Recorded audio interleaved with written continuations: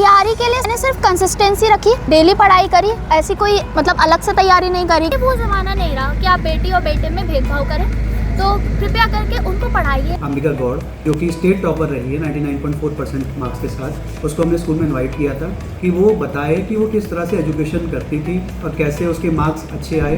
नमस्कार, मैं अभिषेक लोधी आपका स्वागत करता हूं सुरागीलाल न्यूज़ चैनल में। इस वक्त मैं मौजूद हूं काशीपुर के the heritage senior secondary school में। जैसा कि आप सभी जानते हैं, हेरिटेज सीनियर सेकेंडरी स्कूल जो है शिक्षा के साथ साथ जो है एक्स्ट्रा करिकुलम एक्टिविटीज़ में भी जो इसका बहुत बड़ा योगदान है। और आज मैं मौजूद हूँ the heritage senior secondary school में। जैसा कि आप सभी को जानते हैं कि हेरिटेज सीनियर सेकेंडरी स्कूल जो है कि अगर मैं शैक्षणिक स्तर की बात करूं तो जो पिछले साल यहाँ के जो स्कूल की छात्रा हैं अंबिका गौड़ हैं, उन्होंने पूरे उत्तराखंड में जो है स्टेट टॉप किया है। मैं आइए अंबिका जी से बातचीत करते हैं और जानते हैं किस तरीके की उनकी जर्नी रही है, किस तरीके से उनकी जो पढ़ाई की शुरुआत हुई है। अंबिका जी पहले स्वागत है आपका सुरागीलाल न्यूज़ चैनल में। Thank you. अंबिका जी, आप पिछले साल जो है उत्तराखंड स्टेट से टॉपर रही हैं। कैसे मतलब आपकी जो मेहनत है, आपने किस तरह की तैयारी करी स्टेट टॉप करने की? तो कोई ऐसे तैयारी नहीं होती है। ये नहीं होता कि इंसान ये सोचता है कि ऐसे तैयारी करे कि स्टेट टॉप हो जाए। हाँ, टारगेट था 99.6 अपनी डायरी में लिखा था, 99.4 आए। और देखते थे हम भी CBSE बोर्ड टॉपर्स को कि इनके जैसा बन पाए। तैयारी के लिए मैंने सिर्फ कंसिस्टेंसी रखी, डेली पढ़ाई करी, ऐसी कोई मतलब अलग से तैयारी नहीं करी कि अलग से कोई कोचिंग लियो या फिर कोई ट्यूशन्स वगैरह लियो, ऐसा कुछ नहीं करा।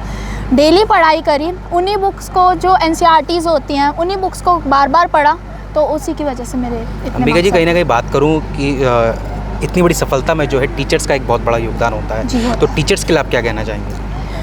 टीचर्स तो देखिए स्टूडेंट्स को बहुत ज़्यादा सपोर्ट करते हैं और टीचर्स की वजह से ही जो एग्ज़ामिनेशन में जो स्टूडेंट्स होते हैं उनका एक पॉजिटिव एटीट्यूड होता है एग्ज़ामिनेशन के लिए ना। तो टीचर्स ने मेरा बहुत सपोर्ट किया। जितने भी मेरे को जितने भी टीचर्स ने पढ़ाया, आशीष सर ने पढ़ाया, जिया सर ने पढ़ाया, ऋतु मैम ने या फिर शाइक सर ने और रविंदर सर वगैरह, जितने भी टीचर्स ने पढ़ाया, मतलब जिनका मैं नाम भी नहीं ले पा रही हूँ, शुरुआत से भी, सिर्फ 12th और 11th की बात नहीं है क्योंकि बेस तो शुरुआत से ही बनता है। तो जितनों ने भी पढ़ाया उन्होंने बहुत सपोर्ट करा, उनकी वजह से मेरे काफ़ी अच्छे मार्क्स। जितने भी लोग एस्पिरेंट्स हैं जो अभी CBSE में जिनके पेपर्स हो चुके हैं, जो आने वाले पेपर देने वाले हैं, उन बच्चों के लिए आप क्या कहना चाहेंगे?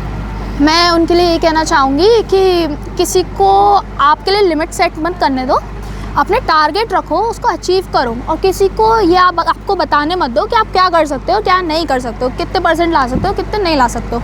सब कर सकते हो आप। डेली मेहनत करो, डेली पढ़ाई करो, अपनी टीचर्स की सुनो, अपने पेरेंट्स के साथ बैठो, वो आपको मोटिवेट करते हैं, उनकी सुनो और मार्क्स आपके आएंगे, अच्छे आएंगे। अच्छा, देखिए जैसे कि आप सभी जानते हैं कि मतलब जो हमारी भारतीय शिक्षा है वो मार्क्स पे डिपेंड है। तो आप कहीं ना कहीं मानते हैं कि मार्क्स एक बहुत बड़ा इंपॉर्टेंट रोल लगता है?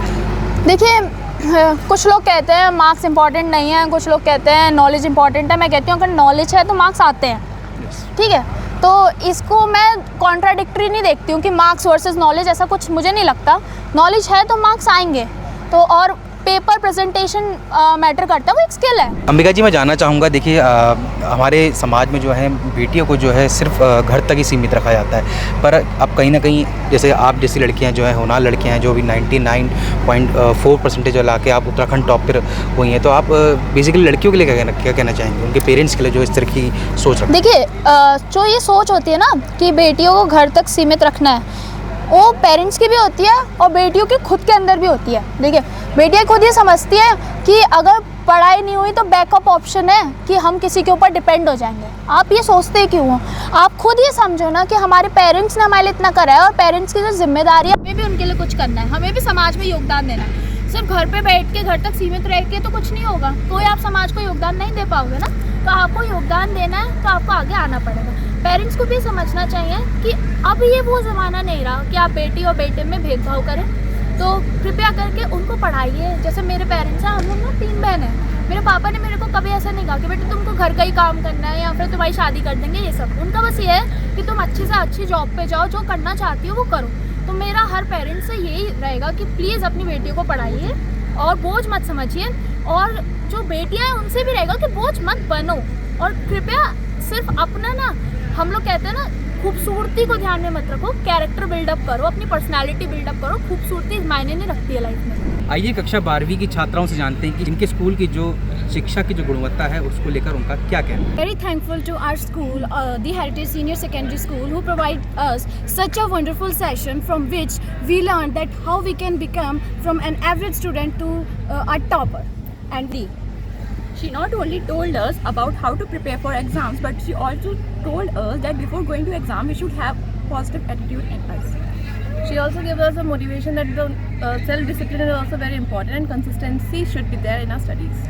She has such a pleasant aura. When she walked in the room, the atmosphere literally changed. She is so disciplined in herself and such a great lady.